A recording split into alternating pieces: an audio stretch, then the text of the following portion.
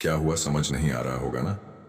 एक सोच जो आपने बनाई थी कुछ समय पहले वह काम ही नहीं कर रही होगी, या हो सकता है कि जो एफर्ट्स आपको लगाने चाहिए वह आप लगा ही नहीं पा रहे हो। रीजन अपने अपने हो सकते हैं, पर पता तुम्हें भी है कि जीवन के लिए सही क्या है। तुम करना चाहते हो। पढ़ाई करते समय तुम्हें लगता है कि मैं सबसे ज्यादा पढ़ूंगा, पर कैसे सब कुछ छूट जाता है तुम खुद ही नहीं समझ पाते। पता है सबसे बड़ा रीजन क्या है? फोकस की कमी होना। पर आप कहोगे कि मैं पूरा फोकस करता हूं, पर एक्चुअल में आप कई कामों में फोकस कर रहे हो, जिसकी वजह से एक काम बेहतर तरीके से हो ही नहीं पा रहा है। जरूरत है तो उस एक काम पर फोकस करने की। कम से कम जिस समय एक काम को करते हो तो पूरा फोकस उस पर करो। जब दूसरा काम होगा तो उस पर ध्यान देंगे।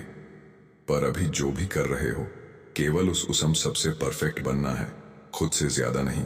बस दो सवाल पूछना कि मुझे अपने जीवन में क्या चाहिए और क्या मैं उसके मुताबिक काम कर रहा हूं।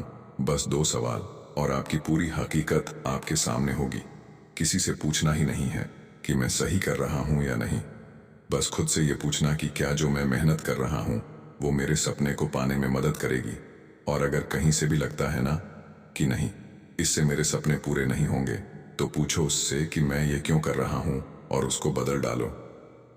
ऐसा नहीं है कि मैंने अपने जीवन में बहुत कुछ पा लिया है, पर तीन बातें जो मैंने लाइफ से सीखी हैं, और ये बातें मुझे हमेशा एक कदम आगे लेकर जाती है, कुछ नया सिखाती है।